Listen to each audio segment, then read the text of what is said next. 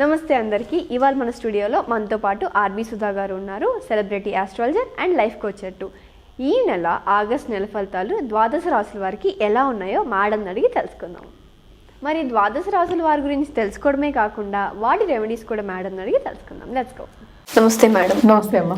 అప్పుడే మళ్ళీ మనకి ఆగస్ట్ వచ్చేసింది. ఈ ఆగస్ట్లో ద్వాదశ రాశుల వారికి ఎలా ఉండబోతుంది? తప్పక చూద్దాం. ఫస్ట్ జనరల్ గా అయితే ఫస్ట్ మేషరాశియే, బట్ జనరల్ గా అయితే ఏంటంటే గోచారం మాట్లాడుకోవాలి. మనం గోచార రీత్యా మనం ఏంటంటే రాశి ఫలితాలు చెప్పడం అనేది జరుగుతుంది. ఇప్పుడు మనం చూసాము అంటే మేషంలో ఏమీ లేదు, అంటే ఏ గ్రహం లేదనమాట. సంచారం ఎక్కడ జరుగుతోంది అంటే వృషభ రాశిలో మనకి మార్స్ సంచారం, at the same time Jupiter సంచారం జరుగుతోంది. అలాగే మీనంలో మనకేమో రాహు సంచారం జరుగుతోంది. మనకి కుంభంలో శని మోస్ట్ ఇంపార్టెంట్, అంటే ఏంటి, కుంభ శని ఉన్నాడు, at the same time retrograde లో ఉన్నాడు, అంటే వక్రించి ఉన్నారనమాట. ఓకే. అలాగే మనం చూసాము అంటే మిథునంలో లేరు, కర్కాటకం నుంచి మనకి బుధుడేమో కిందకి దిగాడు, అంటే ఏంటి లియో సింహానికి దిగి ఉన్నాడు అనమాట. కానీ సన్ సంచారం అక్కడ మనకు కర్కాటక రాశిలో జరుగుతోంది. ఇదే నెల second half of this month మనకి సింహానికి వెళ్తున్నాడు అనమాట. కానీ మోస్ట్ ఇంపార్టెంట్ ఇంకోటి ఏంటంటే ఈ నెలాఖరిని, ఆగస్ట్ నెలాఖరిని మనకి బుధుడు ఉన్నారు కదా, బుధుడేమో రిట్రోగ్రేడ్ అయ్యి మళ్ళీ కర్కాటక రాశికి వెళ్తున్నాడు అనమాట. సో రెండు రిట్రోగ్రేడ్ ప్లానెట్స్ ఉన్నాయి ఇప్పుడు మనకి, ఒకటేమో శని, ఇంకోటేమో మనకి బుధుడు. అలాగే మనం చూసాము అంటే మనకి శుక్రుడు కూడా, శుక్ర గ్రహం కూడా మనకి ఎక్కడ ఉందంటే మనకి లియో, అంటే సింహంలో ఉందన్నమాట. ఈ నెలాఖరికి కన్యకి వెళ్తోంది. కన్యలో ఎవరున్నారు? కేతు ఉన్నాడు. కేతు వీనస్ కలిసి వస్తున్నాయి అనమాట. ఇవి మేజర్ సంచారాలు ఇవి. ఇవన్నిటిని బట్టి మనం ఏంటంటే ద్వాదశ రాశుల గురించి మాట్లాడుకుంటూ ఉంటాం. సో ఫస్ట్ ఎప్పుడు మనం మాట్లాడుకునేది ఏంటంటే మేషరాశి.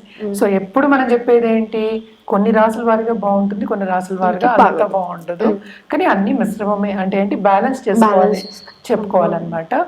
సో ఇప్పుడు మాట్లాడుకుందాం. మ్యామ్, ఇప్పుడు ఈ ఆగస్ట్ లో కుంభరాశి వారికి ఎలా ఉండబోతుంది? తప్పక చూద్దాము.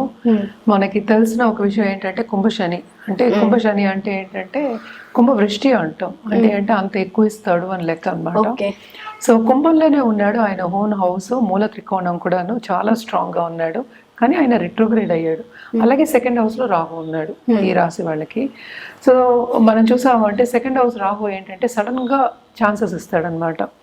ఏంటి, డబ్బు వచ్చే ఛాన్సెస్ ఇస్తాడు, అలాగే కెరియర్ విస్తరింపు కూడా ఛాన్సెస్ ఇస్తూ ఉంటాడు. ఈ రిట్రోగ్రేడ్ అయ్యాడు కనుక ఏలాడ్స్ అని కూడా ఉంది వీళ్ళకి. సో ఏలాడ్స్ అని ప్రభావం కూడా ఉంటుంది. దేంట్లో ఉంటుంది, కెరియర్ విషయంలో అభివృద్ధి చెందడం, తొందరగా దూసుకెళ్దాం అనుకునే వాళ్ళందరికీ కొన్ని అడ్డంగాలు అనేది కనిపిస్తూ, అబ్స్ట్రక్షన్స్ అంటాము, కనిపిస్తూ ఉంటాయి. అంటే ఏంటంటే అందరూ సహకరించే వాళ్ళు రారు మనకి, అది మోస్ట్ ఇంపార్టెంట్ అనమాట. అలాగే మనం చూసాము అంటే ఫైనాన్షియల్ డ్రెయిన్ కూడా కనిపిస్తుంది. సడన్ గా ఒకసారి డబ్బు వస్తే సరిపోయిందా, అది పోయే ఛాన్సెస్ కూడా ఎక్కువ కనిపిస్తున్నాయి అనమాట. సో ఇవి రెండు మాత్రం జాగ్రత్తగా చూసుకోవాలి. కెరియర్ విషయంలో వచ్చాము అంటే కెరియర్ అభివృద్ధి చెందొచ్చు, కానీ బాగుంటుంది, కానీ వాళ్ళకి స్థానచలనం అనేది ఎక్కువ కనిపిస్తుంది, అంటే తిరగడం అనేది ఎక్కువ కనిపిస్తుంది, ట్రావెలింగ్ అనేది ఎక్కువ కనిపిస్తుంది, కనుక తప్పక జాగ్రత్తగా ఉండాలి. వీళ్ళు హెల్త్ కూడా కాపాడుకుంటూ రావాలి. ఎస్పెషల్లీ ఏంటంటే డైజెస్టివ్ ట్రాక్, అది అంటే ఏంటంటే స్టమక్ ఇన్ఫెక్షన్స్ రాకుండా, అంటే ఏంటి, డయట్ ఫాలో అవ్వాలి కరెక్ట్గా. డయట్ అండ్ టైం ఫాలో అవ్వాలి అనేది ఎక్స్ట్రీమ్లీ ఇంపార్టెంట్ అనమాట. అండ్ ఏలాండ్స్ అనే ప్రభావం ఎక్కడే చూపిస్తుంది, financial position, at the same time status sudden గా పెంచుతుంది, సడన్ గా దింపుతుంది అనమాట. ఇప్పుడు స్టేటస్ అన్నారు కాబట్టి పొలిటీషియన్స్ కి ఎలా ఉండబోతుంది? ఈ రాశిలో ఉన్న పొలిటీషియన్స్ కి బాగానే ఉంటుంది, కానీ వాళ్ళు అనుకున్నది సాధించరు అనేది. అంటే ఏంటి, ఏలాడ్స్ అనే ప్రభావం అనేది ఎక్కువ ఉంటుంది అనమాట.